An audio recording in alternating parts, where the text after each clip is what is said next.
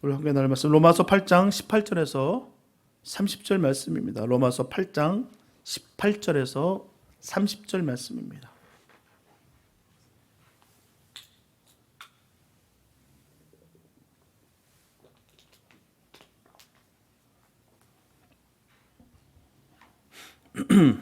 로마서 8장 18절에서 30절 말씀입니다. 주님의 귀한 말씀 봉독해 올립니다.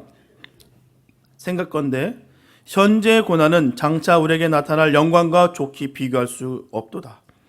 피조물에 고대하는 바는 하나님의 아들들에 나타나는 것이니 피조물이 허무한데 굴복하는 것은 자기 뜻이 아니요 오직 굴복해 하시는 이로 말미암이라. 그 바라는 것은 피조물로 썩어짐의 종노릇 한 데서 해방되어 하나님의 자녀들의 영광의 자유에 이르는 것이니라. 피조물이 다 이제까지 함께 단식하며 함께 고통하는 것을 우리가 아나니 이뿐 아니라 또한 우리 곧 성령의 처음 익은 열매를 받은 우리까지도 속으로 탄식하여 양자될 것 곧 우리 몸의 구속을 기다리니라. 우리가 소망으로 구원을 얻었음에 보이는 소망이 아니니 보는 것을 누가 바라리요. 만일 우리가 보지 못하는 것을 바라면 참음으로 기다릴지니라. 이와 같이 성령도 우리 연약함을 도우시나니 우리가 마땅히 빌 바를 알지 못하나 오직 성령이 말할 수 없는 탄식으로 우리를 위하여 친히 간구하시느니라. 마음을 감찰하시는 이가 성령의 생각을 아시나니 이는 성령이 하나님의 뜻대로 성도를 위하여 간구하심이니라. 우리가 알거니와 하나님을 사랑하는 자 곧 그 뜻대로 부르심을 입은 자들에게는 모든 것이 합력하여 선을 이루느니라. 하나님이 미리 아신 자들로 또한 그 아들의 형상을 본받게 하기 위하여 미리 정하셨으니 이는 그로 많은 형제 중에서 맏아들이 되게 하려 하심이니라.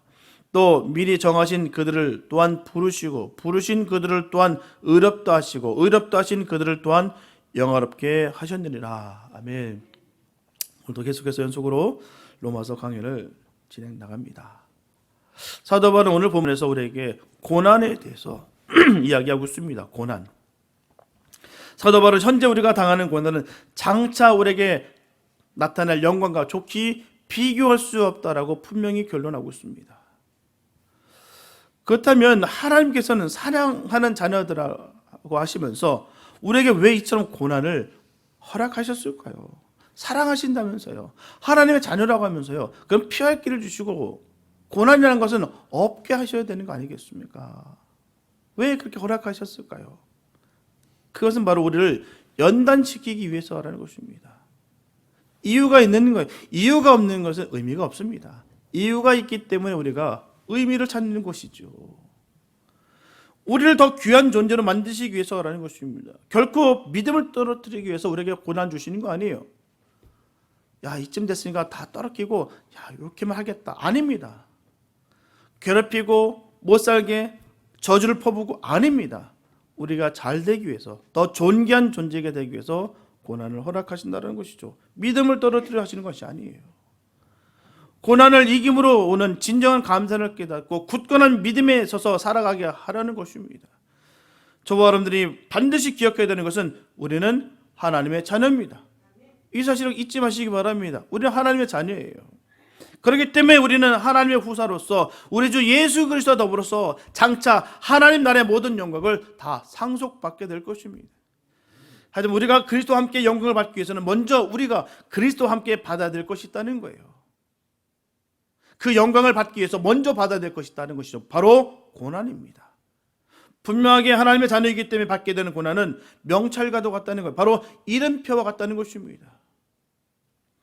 오늘 본문을 중심으로 고난에서 영광으로 가는 신앙인의 삶을 생각하면서 주님으로부터 위로와 소망을 받는 은혜의 시간 되시기 바랍니다. 첫째, 성도는 영광이 기다리고 있어요. 본문 18절에 보게 되면 생각건대 현재의 고난은 장차 우리에게 나타날 영광과 좋게 비교할 수 없도다. 사실 성경 전체 통틀어서 보면 사도 바울만큼 고난과 시련과 핍박을 받은 사람도 아마 없을 거예요. 그래서 사도 바울은 그 누구보다도 이 고난의 실체를 너무너무 잘 알고 있습니다. 그 자신이 엄청난 고난을 다 겪어왔기 때문입니다.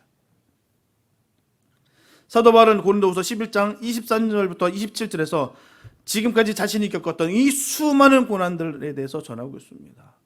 저희가 그리스도의 일꾼이냐 정신없는 말을 하거나 나도 더욱 그러하도다. 내가 수고를 넘치도록 하고 옥에 갇히기도 더 많이 하고 매도 수없이 맞고 여러 번 죽을 뻔하였으니 유대인들에게 40에 하나 감한 매를 5번 맞았으며 3번 태장으로 맞고 1번 돌로 맞고 3번 파손하는데 일주야를 기품에서 지냈으며 여러 번 여행의 강의 위험과 강도의 위험과 동족의 위험과 이방인의 위험과 시내의 위험과 광야의 위험과 바다의 위험과 거짓 형제 중의 위험을 당하고 또 수고하며 애쓰고 여러 번 자지 못하고 줄이며 목마르고 여러 번 굶고 춥고 헐벗었노라. 자, 이처럼 사도 바울은 말로 표현하기가 부족할 정도로 너무너무 가혹한 고난을 다 겪어냈습니다. 한 사람이 겪은 거예요. 여러 사람, 여러 민족이 겪은 것이 아니라 한 사람이 겪은 이 고난이라고 한다면 이거 참 말할 수가 없는 일입니다. 한 번도 힘든 일들을 수없이 그는 복음 증거하는 가운데 겪었다는 거예요. 그때 사도 바울은 자신이 겪은 이 모든 고난들에게 결코 무릎을 꿇지 않았다는 것입니다. 왜요? 그는 장래 영광을 바라봤기 때문입니다. 힘들지 않아서가 아니에요. 고난 같지 않아서 아닙니다. 견딜 수 없고 너무너무 힘들고 어렵지만 그는 영광을 바라봤다는 거예요.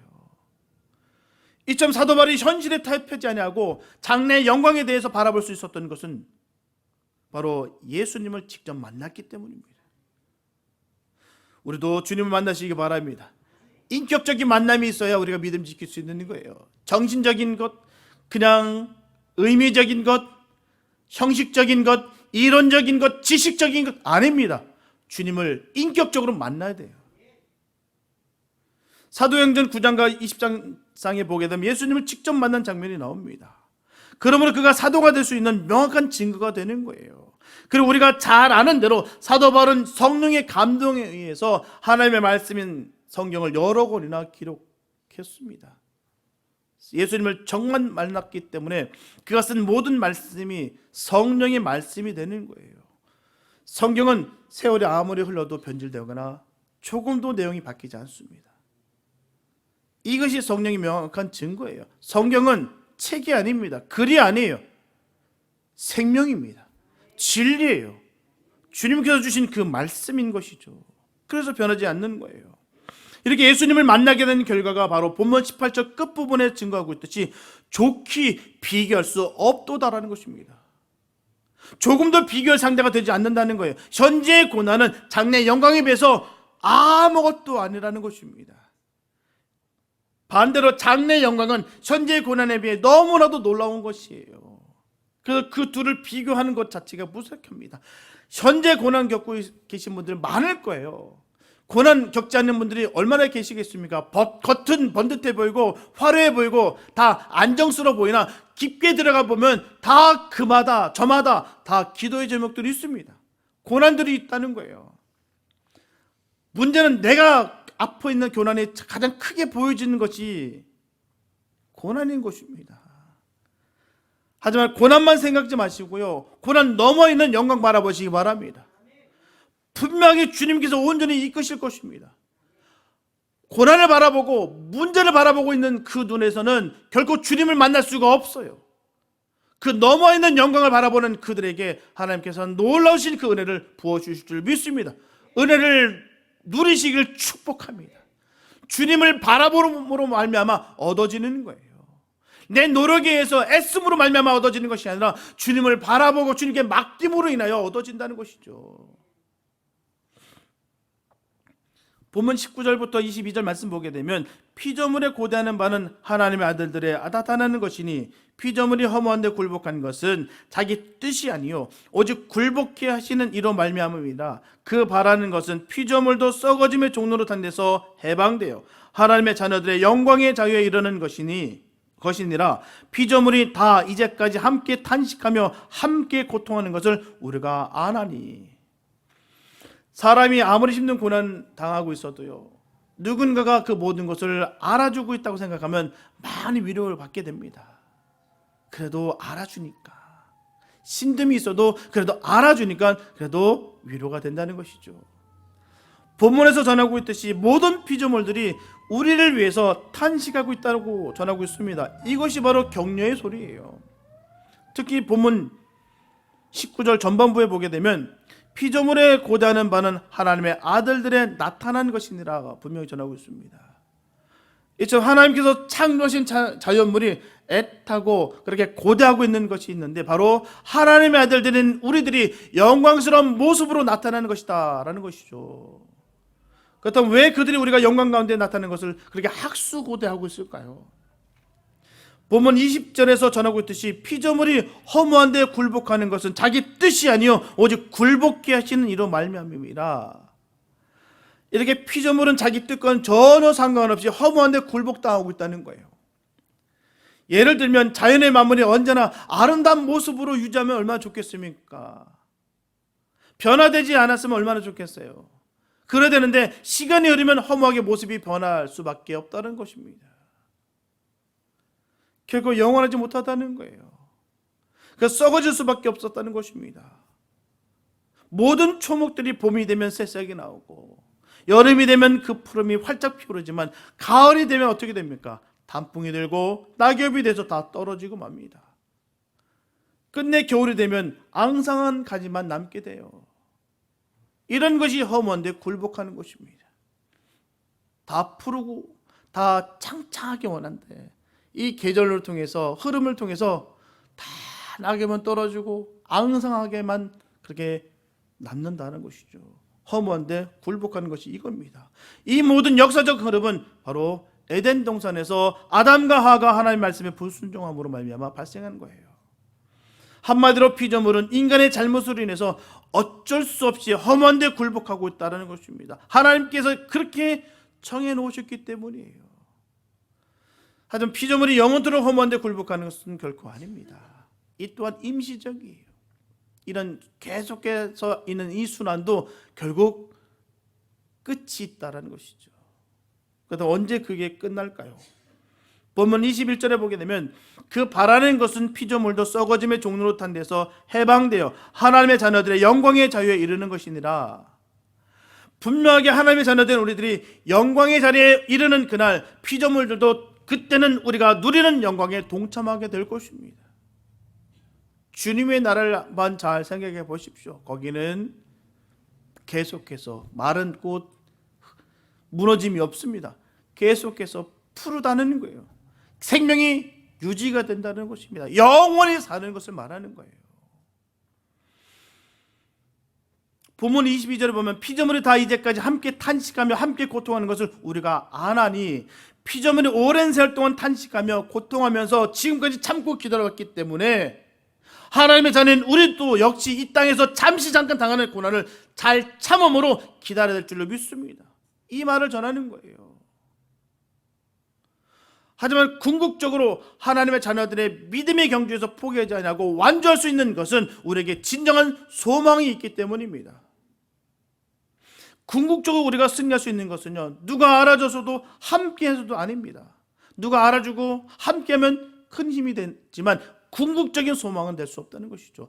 궁극적인 승리는 바로 소망이라는 거예요. 세상에서 가장 불쌍한 사람이 누구라 생각하십니까, 여러분들? 소망이 없는 사람이에요. 가장 불쌍한 사람이 소망이 없는 거예요. 소망이 없는 사람이 가장 불쌍한 사람이라는 것이죠. 누구든 소망이 없으면 원망하고 불평하고 두렵게 되어 있어요. 소망이 없으니까요. 문제는 원망하고 불평만 하게 되면 결국 그대로 됩니다. 왜요? 심은 대로 걷는 것이 주님의 계산법이기 때문이라는 것이죠. 또한 자녀된 권세입니다. 심은 대로 걷는 역사가 있다는 것이죠. 그 복이 임하시길 축복합니다. 심은 대로 걷는 거예요. 내가 무엇을 심은 대로 그대로 걷게 된다는 것입니다. 왜요? 주님이 우리에게 친히 약속해 주신 귀한 말씀이에요. 저는 이 말씀을 믿습니다. 여러분도 믿으시기 바랍니다. 심은 대로 걷는 거예요. 주님의 자녀들에게는 부정한 말이 스스로 죄를 짓게 되는 것입니다. 왜요? 명확한 이유는 주님을 믿지 못하고 있다는 거예요. 주님을 믿지 못하고 있기 때문에 우리가 소망이 없는 것이고 부정의 말들이 튀어나온다는 것이죠. 그러니 소망이 없을 수밖에 없죠. 주님이 소망이 되십니다. 주님만 의지하시기 바랍니다. 나를 믿거나 주변이나 환경을 믿으시면 망하게 돼 있어요. 주님을 믿으시기 바랍니다. 주님을 믿지 못하니 두렵고 우울하고 신경질적으로 변하게 되는 거예요. 그래서 원망과 불평만 늘어나게 되는 것입니다. 소망은 점점 사라지게 되는 거예요. 그러므로 성령 충만하면 기쁨이 충만해지고 은혜가 충만해지고 감사가 충만해지는 것입니다. 결코 세상과 상황과 형편에 흔들리지 않는다는 거예요. 문제가 해결되고 안 되고의 문제가 전혀 아닙니다. 상관없이 주님 주신 은혜로 평안과 평강이 임하게 되는 것입니다. 소망이 생기는 거예요. 모든 과정을 주관하시는 주님께서 우리를 인도하십니다. 분명히 주님께서 명령하시기를 범사에 감사라 하셨어요. 그래서 주님의 자녀들은 범사에 감사되는 거예요. 왜요? 주님이 명령하셨기 때문이에요. 범사가 뭡니까? 모든 것에 감사한 거예요. 이때는 감사하고 이때는 안 감사하고, 그게 아니라 모든 것에 감사. 왜요? 주님께서 함께 하시기에, 주님께서 주관하시기 때문에, 주님을 믿기 때문에 감사하는 것입니다. 주님이 함께 하신다는 것이죠. 성도는요, 단 하루를 살아도 주님 진리의 말씀에 따라 살아가는 거예요. 내일 당장 우리가 생명이 끝난다 하더라도 우리는 10년, 20년을 내다보면서 그렇게 믿음으로 감사하며 살아가는 거예요. 그게 믿음의 사람들의 모습인 것이죠. 본문 23절에 보게 되면 이뿐 아니라 또한 우리 곧 성령의 처음 익은 열매를 받은 우리까지도 속으로 탄식하여 양자될 것 곧 우리 몸의 구속을 기다리니라. 여기서 사도 바울은 하나님의 자녀인 우리를 곧 성령의 처음 익은 열매를 받은 우리라고 전하고 있습니다. 우리가 예수님의 사람이 되는 순간 성령님께서 우리에게 많은 열매를 주시기 시작합니다. 성령께서 이미 우리에게 많은 열매를 주셨지만 마지막으로 주실 궁극적인 열매가 우리를 기다리고 있다는 거예요. 그것이 바로 첫째 양자될 것이고 둘째 우리 몸의 구속이란 말입니다. 우리가 하나님의 양자로서 하나님의 후사로서 우리 주 예수 그리스도와 더불어 받게 될 그 하나님의 나라와 그 모든 영광을 상속받게 될 것입니다. 하지만 그것은 예수님께서 다시 오시는 그날 이루어질 것이에요. 아직은 소망으로 우리가 기다려야 되는 것입니다. 우리에게 소망으로 남아있다는 거예요. 그것이 바로 성령께서 우리에게 궁극적으로 주실 마지막 열매입니다. 또 한 가지는 우리 몸의 구속이라고 했어요. 우리는 이미 영적으로는 구원을 받았습니다. 그리고 예수 안에 있는 자에게는 결코 정잠이 없기 때문이라는 것이죠. 하지만 우리는 아직도 썩어 없어질 이 부패한 육신을 그대로 가지고 있습니다. 그러므로 우리의 몸은 아직도 구속함을 받지 못했어요. 그래서 때로는 병들 수도 있고요, 때로는 육신의 생각으로 말미암아 죄의 유혹에 빠질 수도 있습니다. 하지만 예수님께서 영광 가운데 재림하시는 그날에 우리의 타락하고 부패한 육신도 구속함을 반드시 받게 될 것입니다. 신령한 몸으로 변화될 것이에요. 우리가 남아있는 이 소망인 것입니다.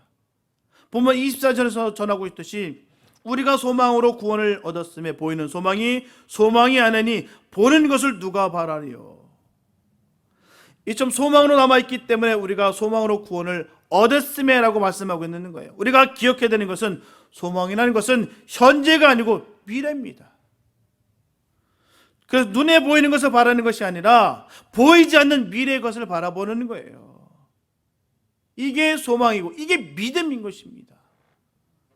당장 이루어지는 꼴을 바라보면서 우리가 마음이 흔들리는 것이 아니라 장차 이루어질 일들을 생각하면서 설렘과 기쁨으로 우리가 승리하는 것이 주님의 자녀된 은혜인 것입니다. 그게 능력인 것이죠.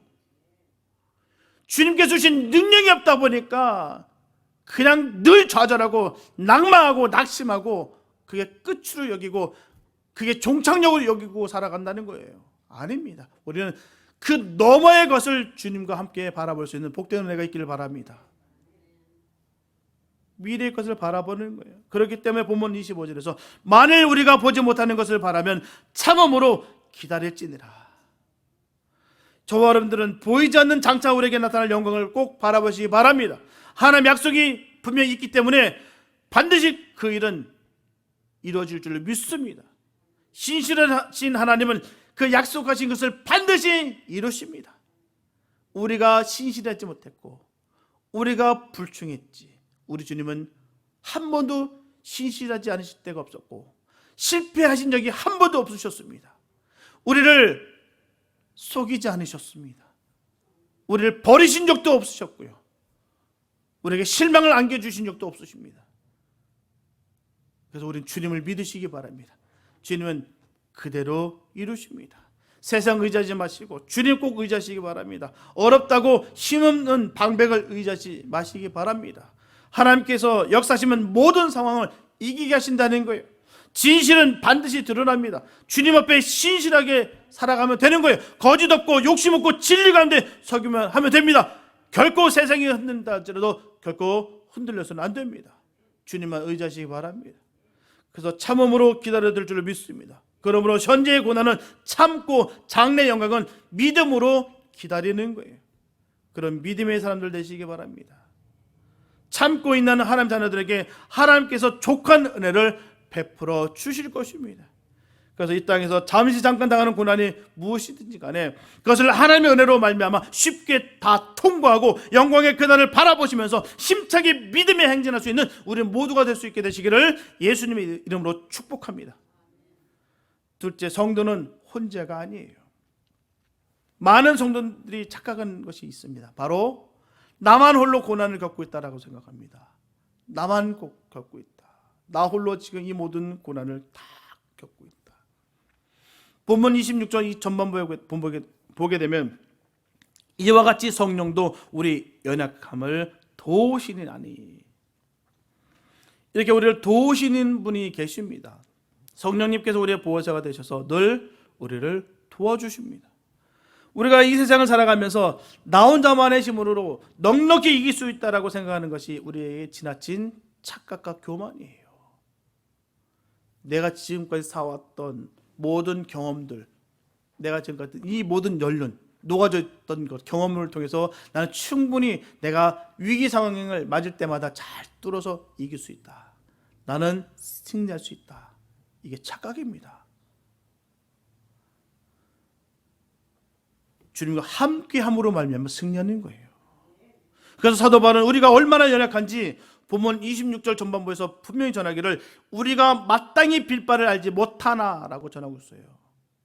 우리가 마땅히 빌 바를 알지 못하나, 이렇게 마땅히 빌 바를 알지 못할 정도로 우리가 연약하다는 거예요. 우리는 독을 약으로 생각해서 독을 달라고 기도할 때도 많습니다. 시쳇말로 똥인지 된장인지 모르는 거예요. 그냥 비슷해 보이니까, 눈에 보이는 게 그냥 비슷비슷하니까 그렇게 여긴다는 것이죠. 이게 독인지, 이게 약인지, 이게 생명인지, 이게 저주인지 알지 못한다는 것이죠. 우리 눈에 보기 좋고 세상 사람들이 부러워할 만한 것들이 우리에게도 유익할 것이다 이렇게 생각합니다. 하지만 분명한 것은 우리의 생각과 하나님의 생각이 같을 것이라는 착각은 버려야 됩니다. 하나님께서 우리의 생각에 맞추시는 것이 아니에요. 우리가 하나님 뜻에 맞추는 것이죠. 하나님께서 우리가 원하시는 것을 주시는 분이 아닙니다. 우리에게 필요한 것을 주시는 분이십니다. 이 사실을 꼭 명심하시기 바랍니다. 나에게 왜 이걸 안 주실까? 우리에게 필요 없기 때문에 안 주시는 거예요. 내가 원하는 바 다 주시는 것이 아니라 우리에게 귀한 것을 주시기 원하신다는 것이죠. 사도 바울에게도 하나님께서는 그가 자고하지 않기 위해서 그의 육체에 찌르는 가시를 허락하셨어요. 분명히 주님께서 허락하신 것입니다. 주님이 능력이 없어서 사단이 너무너무 강력하기 때문에 아닙니다. 하나님께서 허락하신 거예요. 그런데도 불구하고 사도 바울은 하나님 뜻을 깨닫지 못하고 그는 자기 육체의 가시가 없어지기를 3번씩이나 하나님께 간절히 간구했습니다. 제발 좀 이 육체 가시를 좀 빼달라고, 이 사단의 가시를 좀 뽑아달라고. 창피해서 사용 못하겠습니다. 하나님, 아니 나는 병 고치고 귀신 쫓아오고 하는데 제가 이 몸이 뭡니까? 너무 민망한 거 아니겠습니까? 그렇게 간구하지 않았겠습니까? 그때 하나님은 고린도후서 12장 9절에서 분명히 말씀하셨듯이 은혜가 내게 족하도다. 이는 내 능력이 약한 데서 온전하여집니다. 단호하게 말씀하셨어요. 그 은혜가 족한 거야. 그걸로 족해. 바라지 마. 안주 안 할 거야. 단호하게 주님은 말씀하셨다는 거예요. 하나님으로부터 오는 연단과 고난은 반드시 이유가 있습니다. 만약에 사도 바울에게 있어서 육체의 가시가 없었다고 한다면 분명히 교만으로 넘어졌을 거예요. 틀림없을 것입니다. 바울은 예수님의 추종자인가 아니면 기독교의 창시자인가 하는 말이 있어요. 그 정도로 사도 바울은 영향력이 그 어떤 사람보다 큽니다. 자신도 모르는 사이에 미혹에 빠져서 넘어질 것을 너무너무 잘 알고 계셨기 때문에 하나님께서 그의 기도를 묵인하셨다는 거예요. 나는 절대로 교만하지 않을 거야. 하나님, 난 절대로 안 할 겁니다. 아니요. 절대로란 말은 우리의 단어가 아닙니다. 하나님의 단어예요. 완벽이란 말도 우리들의 말이 아닙니다. 하나님의 단어예요. 분명히 사도 바울 넘어졌을 거예요. 그렇기 때문에 주님은 그에게 육체의 가시, 사단의 가시를 허락하셨다는 것이죠. 있으면 사도 바울과 같이 영적인 사람도 마땅히 빌바를 알지 못합니다. 그 사도 바울은 오늘 본문을 통해서 자기를 비롯해서 모든 하나님의 자녀들이 마땅히 빌바를 알지 못할 정도로 연약하다는 것을 분명히 전하고 있는 거예요. 많은 사람들은 무조건 좋은 것이 좋은 줄 압니다. 하지만 하나님께서 좋은 것이 좋은 거예요. 기준이 하나님 되십니다. 우리 이 사실 꼭 잊지 마시기 바랍니다. 좋은 게 좋은 거예요. 아니요. 주님이 좋은 게 좋은 겁니다. 죄라는 것도 마찬가지예요. 세상의 법은 괜찮다고 여기지만 주님의 법에서 악이고 죄라고 여기는 것들은 모두 죄입니다. 악한 거예요. 사랑도 마찬가지고요. 즐기는 것도 마찬가지입니다. 내 자신만을 위한다면 못할 사랑이 없으며 못 누릴 것이 없다라는 것이죠. 쾌락을 추구하는 데 있어서 말입니다. 그러나 모든 기준은 주님께 있다는 거예요. 주님이 좋은 것이 좋은 거예요. 건강이 좋아서 범죄할 수 있습니다. 너무 건강하니까. 돈이 많아서 범죄할 수도 있어요. 명성이 높아서 범죄할 수 있습니다. 결국 건강과 돈과 명성이 나쁜 것이 아니에요. 잘못된 오용으로 말미암아 죄를 지을 수밖에 있기 때문에 경계를 해야 된다는 거예요. 건강한 게 왜 나쁩니까? 건강해서 주님 일 많이 하면 얼마나 좋겠어요. 근데 건강하니까 이상한 것을 추구하고 이상한 것을 따라갑니다. 돈이 많으면 얼마나 좋습니까? 주의 일, 돈 많이 필요합니다. 그런데 그 돈을 가지고 자기를 위해서, 자기의 즐거움을 위해서 할 게 얼마나 많은지 모른다는 것이죠. 명성도 마찬가지예요. 이름이 높여지는 게 왜 나쁩니까? 그런데 그걸 통해서 얻은 것이 임하게 됐기 때문에, 그걸 통해서 잔인함이 드러나기 때문에 경계해야 된다는 것이죠. 이 잘못된 오용으로 말미암아 죄를 질 수 있다는 거예요. 그게 나쁘다는 것이 아닙니다. 하지만 감사한 것은 성령님께서 우리의 연약함을 도와주신다는 거예요. 본문 26절 하반절에 보게 되면 오직 성령이 말할 수 없는 탄식으로 우리를 위하여 친히 간구하시느니라. 이처럼 저와 여러분들은 마땅히 빌바를 알지 못할 정도로 연약하지만 성령님께서는 늘 말할 수 없는 탄식으로 우리를 위해서 친히 간구하신다는 것입니다. 분명히 성령님께서는 우리 속에서 끊임없이 우리를 위해 친히 간구해 주십니다. 본문 27절 말씀에 보게 되면 마음을 감찰하시는 이가 성령의 생각을 아시나니 이는 성령이 하나님의 뜻대로 성도를 위하여 간구하심이니라. 분명하게 성령님의 뜻과 하나님의 뜻은 완벽하게 일치됩니다. 하나님의 뜻과 성령의 뜻이 다른 게 아니에요. 삼위일체 하나님 뜻입니다. 그래서 성령님의 뜻과 하나님의 뜻은 완벽하게 일치합니다. 우리는 마땅히 빌바를 알지 못합니다. 하나님의 뜻과는 전혀 상관없이 기도할 때도 너무나 많아요. 하지만 성령님께서 말할 수 없는 그 탄식으로 말미암아 우리를 위해서 하나님 뜻대로 간구해 주신다는 거예요. 그러면 우리의 기도가 서툴고 어눌하며 잘못됐다 할지라도 성령님께서 우리를 대신하여 그것을 고쳐 간구해 주시기 때문에 우리의 기도는 늘 아름다운 향기가 되어서 하나님의 보좌로 끊임없이 올라가게 되는 것입니다. 성령님의 의지와 성령의 뜻에 늘 함께 하시기 바랍니다. 우리의 모든 응답은 주님의 능력과 은혜로 가장 선한 것으로 우리에게 임하게 된다는 사실을 꼭 기억하시기 바랍니다. 하나님께서는 화려하고 잘 째져 있는 기도를 들으시는 것이 아니에요. 우리 속에 성령님께서 말할 수 없는 그 탄식으로 말미암아 우리를 위해서 간구해 주시는 그 기도를 온전히 들으신다는 거예요. 지금 이 시간에도 성령님께서 말할 수 없는 탄식으로 우리를 위하여 친히 간구해 주시고 계십니다. 본문 28절에 보면 우리가 알거니와 하나님을 사랑하는 자 곧 그 뜻대로 부르심을 입은 자들에게는 모든 것이 합력하여 선을 이루느니라. 이렇게 하나님은 모든 것이 합력하여 선을 이루게 하신다는 사실이에요.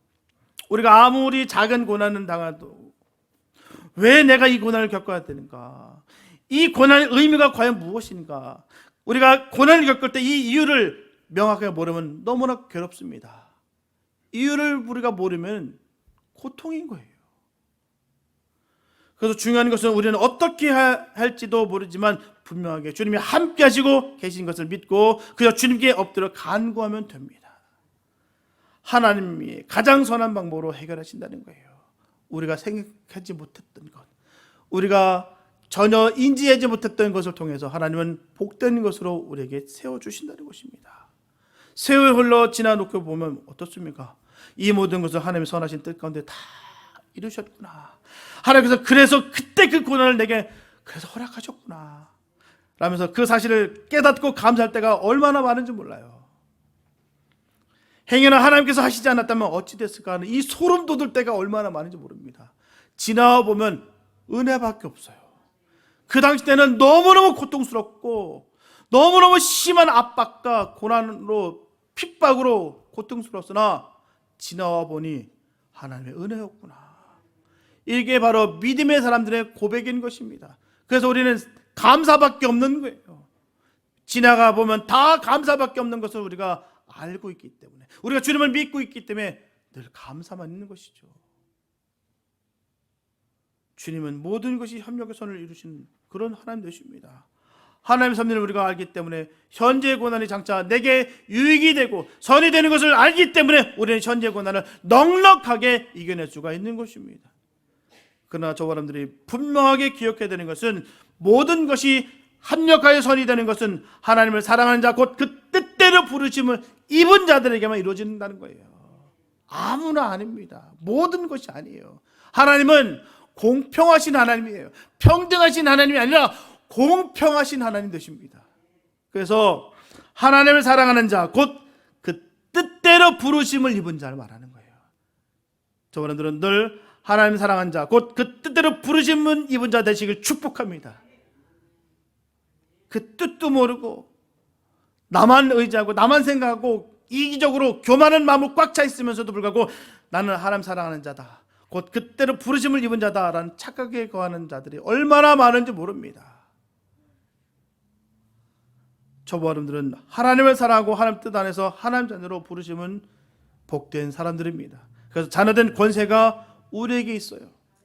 저와 여러분들이 영화롭게 되는 것은 분명 하나님 뜻입니다. 하나님께서 이미 작정하신 것이에요. 보면 29절부터 30절 말씀 보게 되면 하나님이 미리 아신 자들로 또한 그 아들의 형상을 본받게 하기 위하여 미리 정하셨으니 이는 그로 많은 형제 중에서 맏아들이 되게 하려 하심이니라. 또 미리 정하신 그들을 또한 부르시고 부르신 그들을 또한 의롭다 하시고 의롭다 하신 그들을 또한 영화롭게 하셨느니라. 여기서 보게 되면 구원의 과정이 5가지 단계로 설명되고 있습니다. 미리 하신, 미리 정하셨으니 부르시고 의롭다 하시고 영화롭게 하셨느니라. 이서 미리 하신 그들을 미리 정하셨어요. 미리 정하신 그들을 또한 부르셨습니다. 부르신 그들을 또한 의롭다 하셨어요. 의롭다 하신 그들을 또한 영화롭게 하셨습니다. 이렇게 구원은 우리의 힘과 능력은 전혀 없습니다. 우리가 할 수 있는 것이 아니에요. 모든 것은 하나님의 절대적인 주권으로 이루어지는 것입니다. 만약에 구원이 우리가 하는 행위에 따라서 좌우가 된다면 어떨까요? 구원을 받을 수 있는 사람은 거의 없을 것입니다. 아니, 없을 거예요. 그래서 우리 주님께서 절대적인 주권으로 말미암아 이루어지기 때문에 저와 여러분들은 감사밖에 없는 거예요. 누가 누구를 비판하면 누가 정죄할 수가 있겠습니까? 그래서 오늘 본문에서도 영화롭게 하셨느니라고 과거형으로 말씀하고 있는 거예요. 이 모든 것이 우리가 하는 것이 아니라는 명확한 증거가 되는 것입니다. 우리를 영화롭게 하신 분이 오직 주님 되십니다. 우리의 행실로, 우리의 종교적인 열심으로, 애씀으로 아닙니다. 주님이 우리를 먼저 사랑하셨기 때문에 그 사랑으로 말미암아 우리가 영화롭게 되는 거예요. 저와 여러분들은 하나님께서 하나님 자녀로 확정하셨습니다. 믿으셨습니까? 하나님 자녀로 확정하셨어요. 그거 믿으시기 바랍니다. 예를 들어서 우리 아들은, 우리 사모가 10달 동안 품고 산 걸 통해서 낳았어요. 그래서 우리 아들은 우리 아들이 맞습니다. 비록 말을 너무너무 안 들어도 우리 아들 맞아요. 속일 수가 없어요. 너무너무 똑같이 생겨가지고. 참 우리 아들이 맞습니다. 하나님 아버지도 마찬가지예요. 창세전 하나님은 이미 우리를 사랑하시는 것입니다. 하나님 자녀로 택해 주셨어요. 우리를 사랑받는 자녀로 키워 양육해 나가시는 거예요. 깎아 나가시는 것입니다. 모났던 것들, 부족한 것들 씻기시고 깎으시고 덮으시고 인도하시고 계신다는 사실입니다.